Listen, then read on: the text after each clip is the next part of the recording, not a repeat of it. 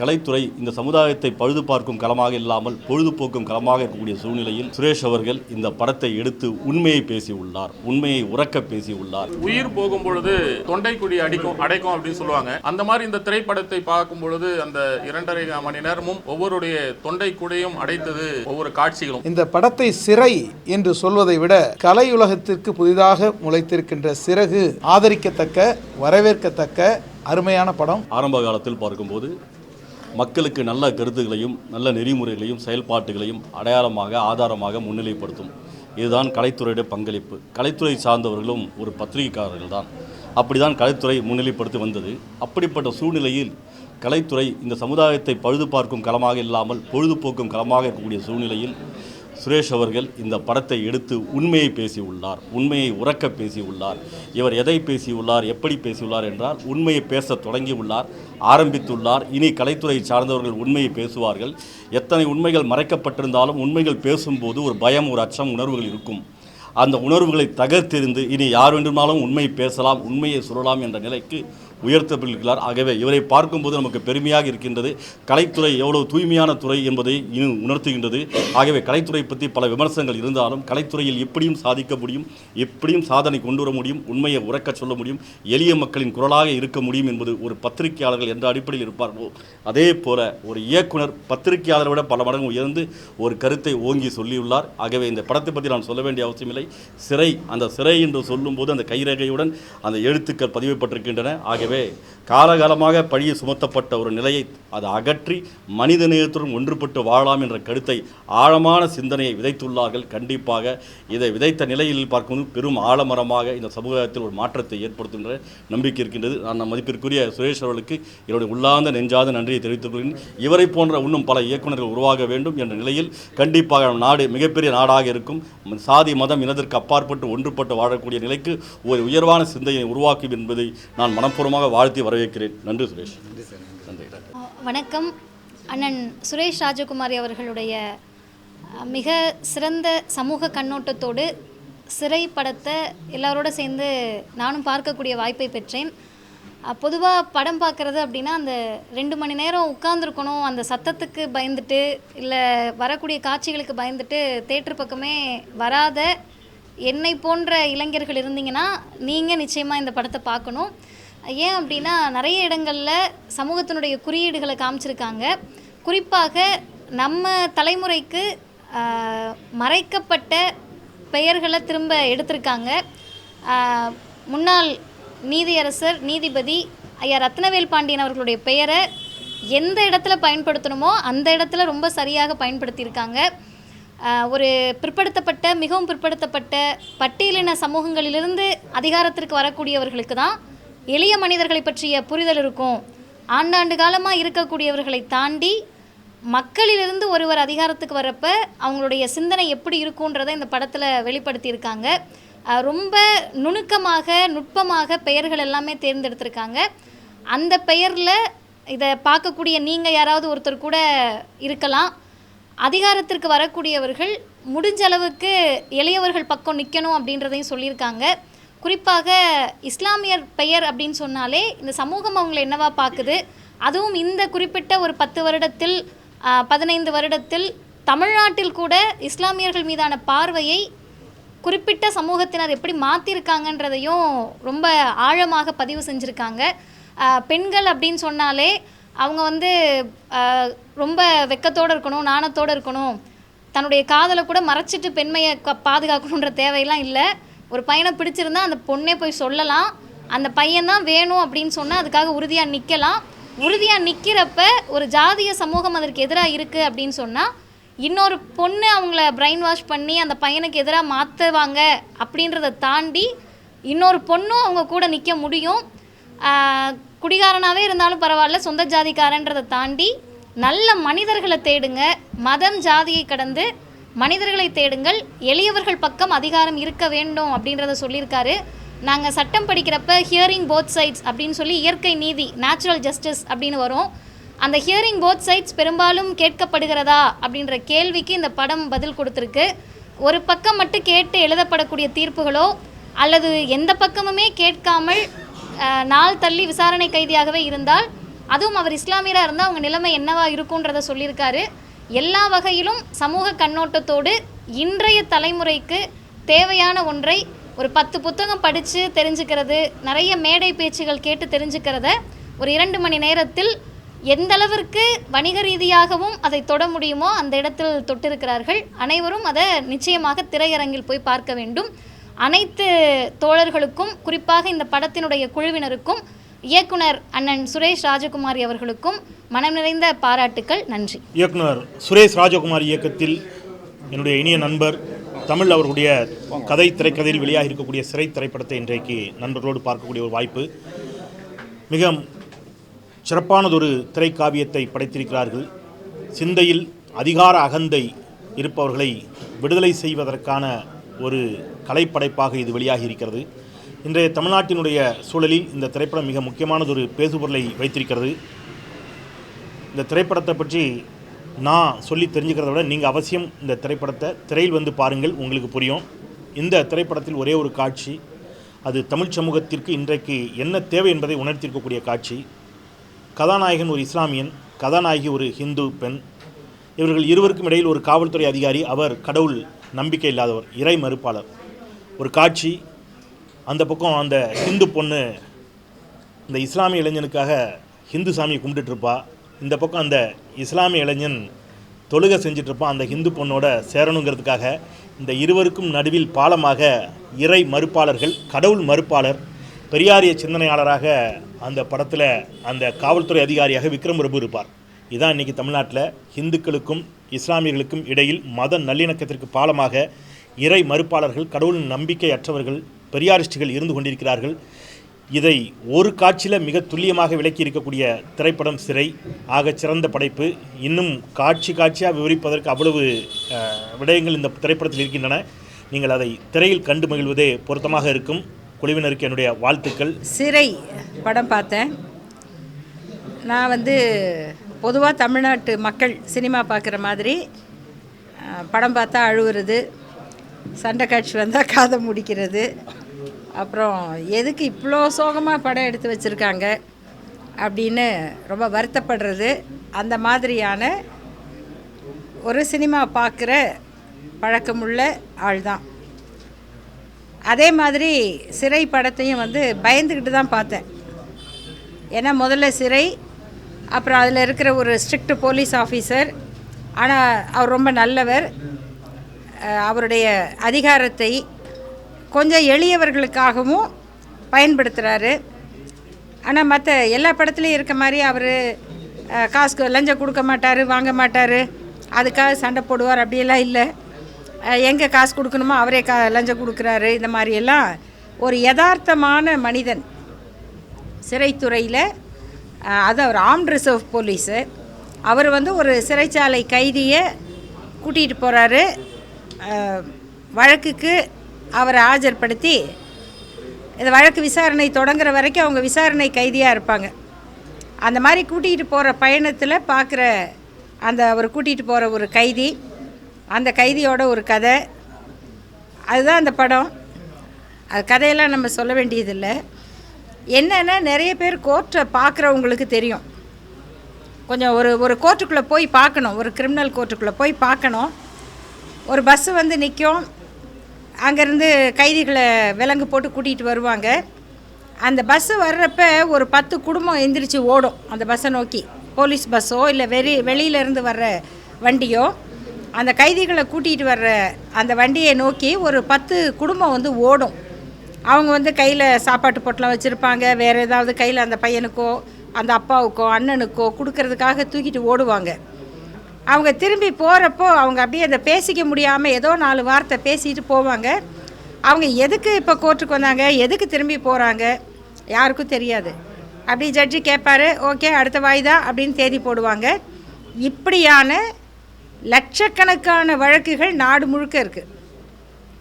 அப்படி அழைச்சிக்கிட்டு கோர்ட்டுக்கு வந்துட்டு போகிற ஒரு கைதி, அவர் ஒரு முஸ்லீம் கைதியாகவும் இருந்துட்டா என்னென்ன பிரச்சனை அவருக்கு இருக்குது, அந்த அவருடைய வழக்கு தான் என்ன அப்படிங்கிறத அப்படி ஒரு 2 மணி நேரம் நமக்கே அப்படியே சீட்டு நுனியில் உட்காந்துக்கிற மாதிரியாக இயக்குனர் வந்து சொல்லியிருக்காரு.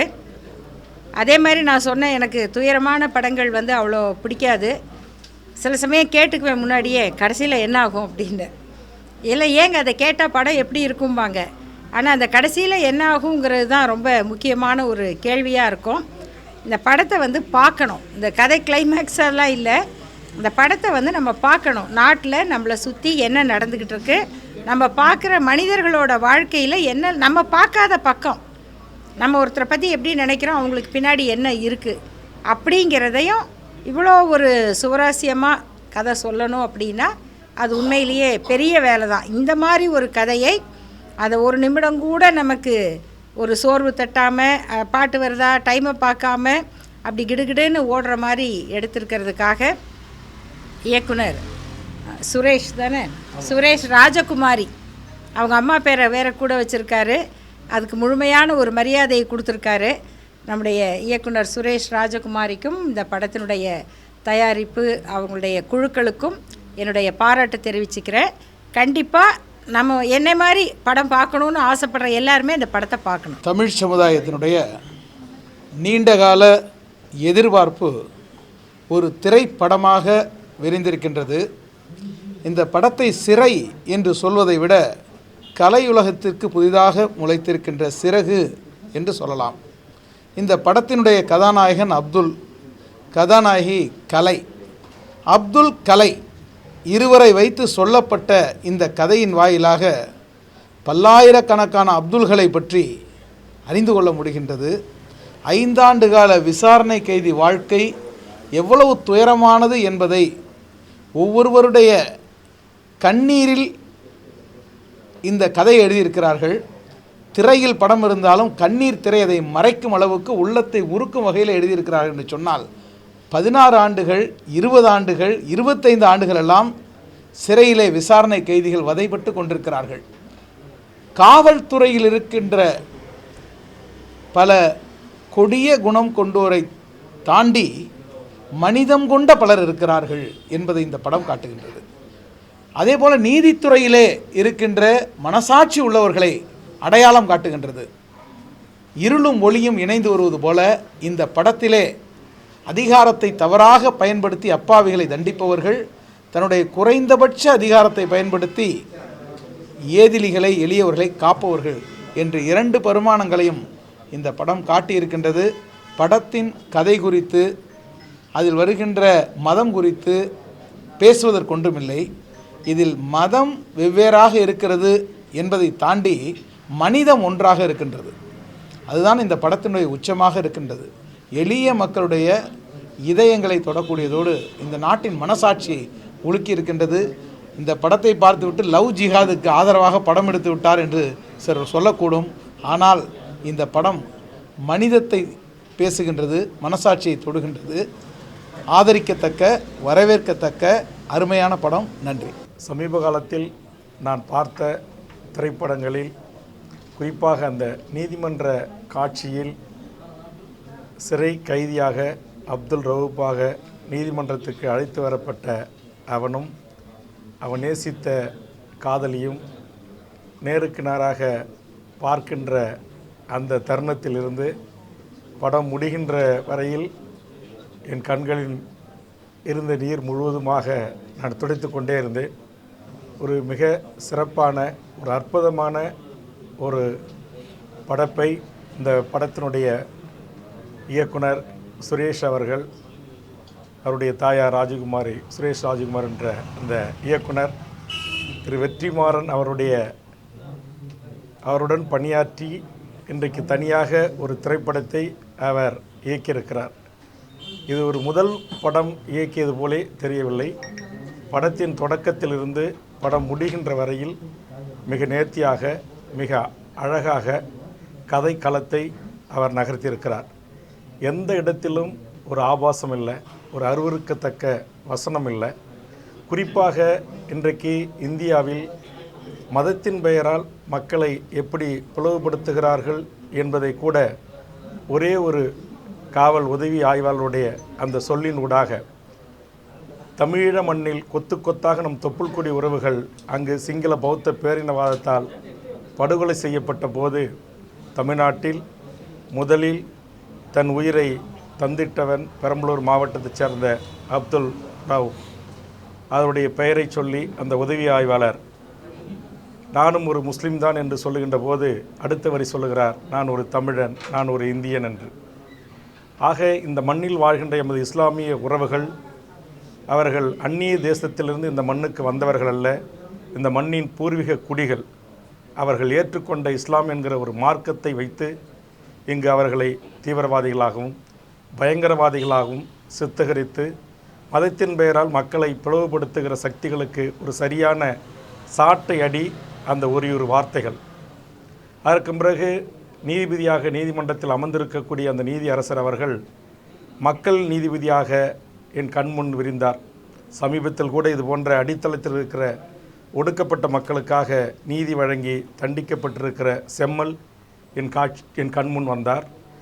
அதே நீதிபதி மாறி இன்னொரு அமர்வில் அப்துல் ரவுப் நிறுத்தப்படுகின்ற போது அமர்ந்த நீதிபதி தற்போது நீதியரசர்கள் எப்படி நீதி பரிபாலன முறையை கையாளுகிறார்கள் என்பதற்கு உதாரணமாக தான் சொல்ல வந்த கருத்தை புரிந்து கொள்ளக்கூடிய சமூகம் புரிந்து கொள்ளட்டும் என்கிற அடிப்படையில் மிக நேர்த்தியாக அழகாக நம்முடைய இயக்குனர் அவர்கள் அதை காட்சிப்படுத்தியிருந்தார். இந்த படத்தின் கதை ஆசிரியர் அவர்களும் வசனகார்த்தா அவர்களும் படத்தின் தயாரிப்பாளர் அவர்களுக்கும் உண்மையிலேயே தமிழ் சமூகம் மிகப்பெரிய ஒரு பாராட்டுதலை எடுக்க வேண்டும். நாம் அனைவரும் சேர்ந்து அவர்களை மனதார பாராட்ட வேண்டும்.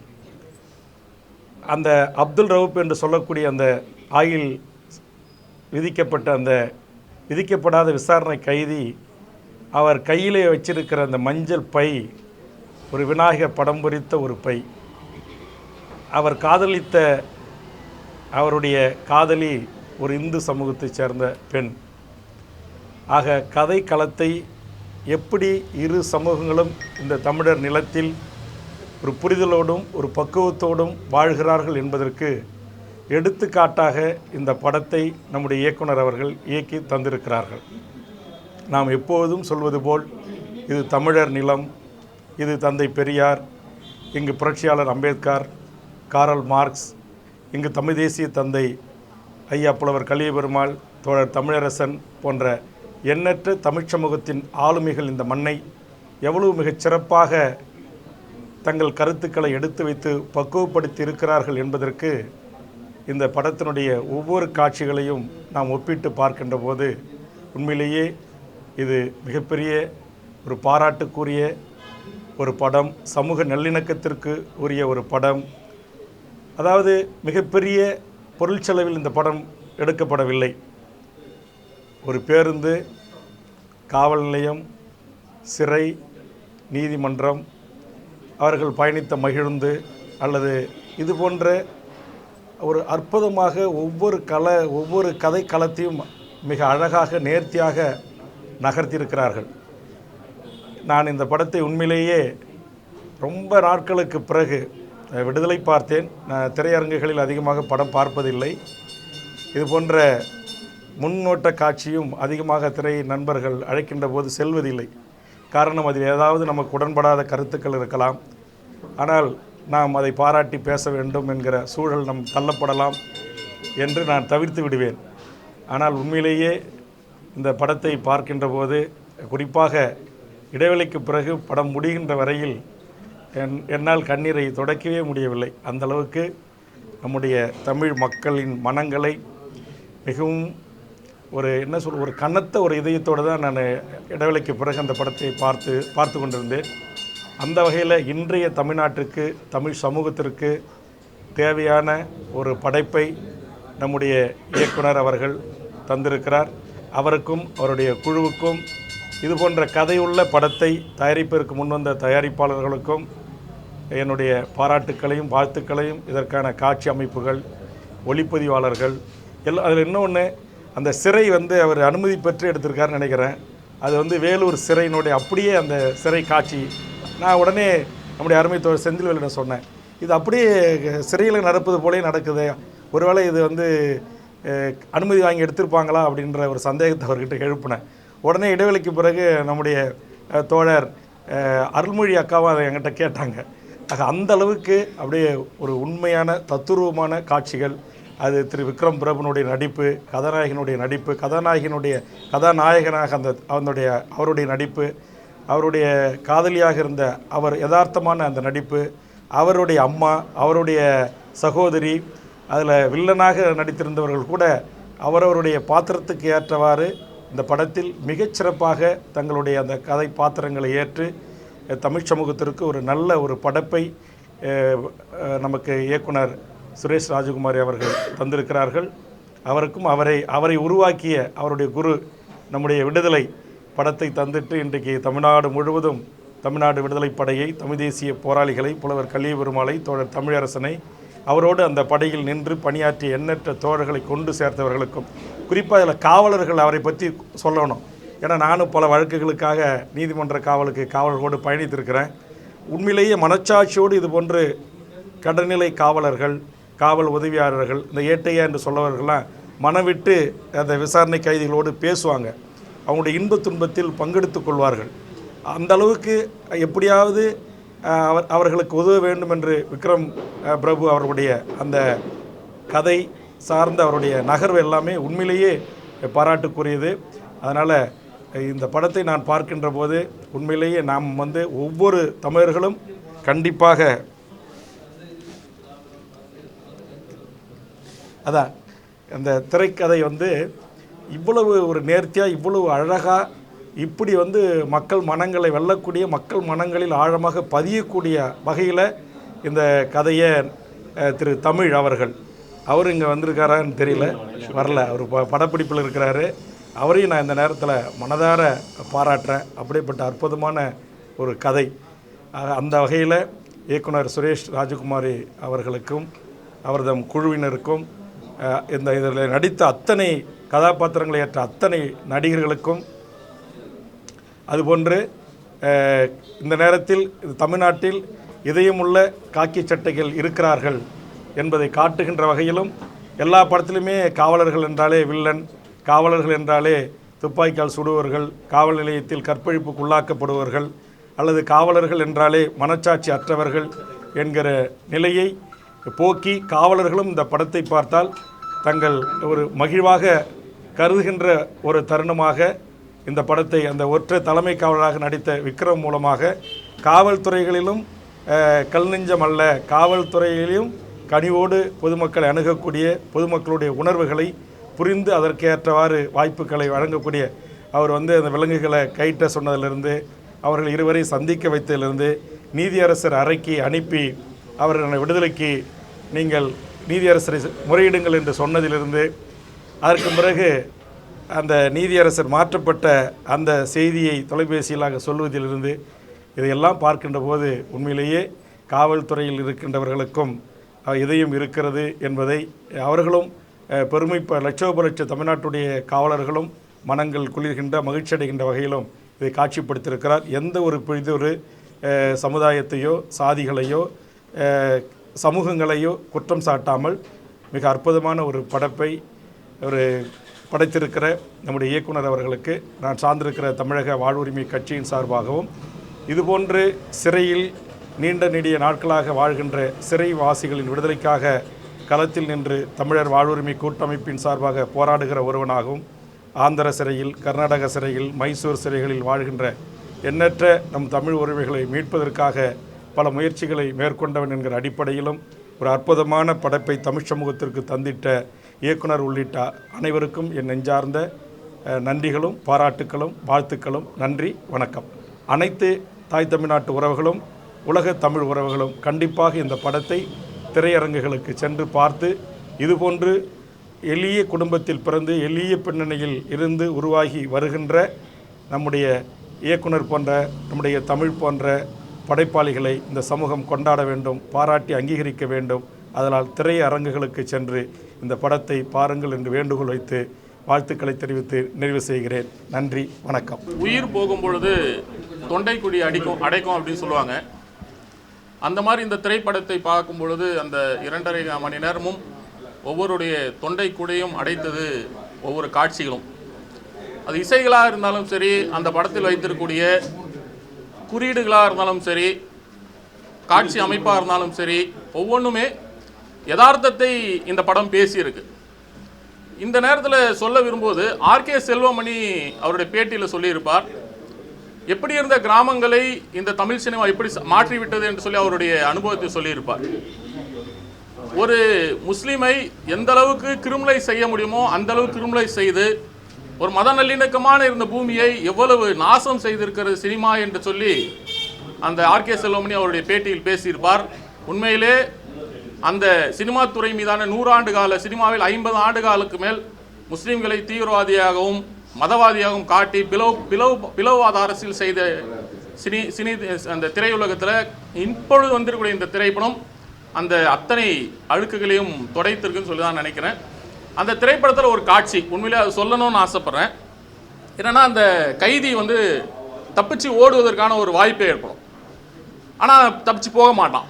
அப்போ அந்த எஸ்கார்டு கேட்பார், உனக்கு வாய்ப்பு கிடைச்சிது, நீ ஏன் போகலை அப்படின் பொழுது, என் பேர் பிரச்சனை சார், நான் வந்து அப்துல், நான் தப்பிச்சு போனேன், எங்கே போவேன் அப்படின்னு அந்த ஒரு பையன் அந்த கைதி வந்து கேட்பாவில்.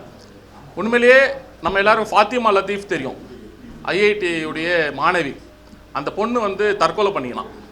கேரளாவிலேருந்து வந்து இங்கே படித்த பொண்ணு தற்கொலை பண்ணிக்கலாம். அந்த தற்கொலையின் பொழுது அவர் எழுதி வைத்த கடிதத்தில் இருந்து என்னென்னா, என் மரணத்திற்கு என்னோட பெயர் தான் காரணம் அப்படின்னு. அந்த வலியை இந்த படம் பேசியது. ரெண்டாவது, பல்வேறு சம்பவங்களை ஒவ்வொரு மனிதருடைய வாழ்க்கையிலும், குறிப்பாக சிறைவாசிகளோட வாழ்க்கையில் இருந்த ஒவ்வொரு விஷயத்தையும் இந்த படம் கோர்வையாக பேசியிருக்கு.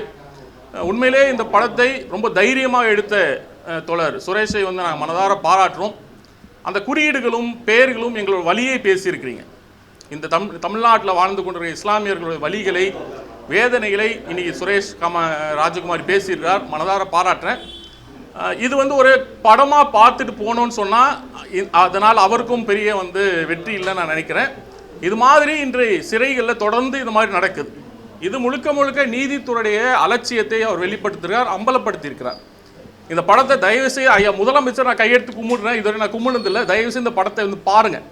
தமிழ்நாட்டில் இருக்கக்கூடிய சிறைத்துறை அவ்வளோ மோசமாக இருக்குது என்பதை தயவுசெய்து நீங்கள் உணருங்கள். இந்தியாவில் இந்த மாதிரி விசாரணை கைதியாக கிட்டத்தட்ட 3900 பேர் இருக்கிறாங்கன்னு சொல்லி ரிப்போர்ட் சொல்லுது. அதில் 1500க்கும் மேற்பட்டவர்கள் தமிழ்நாட்டில் மட்டுமே இருக்கிறாங்க.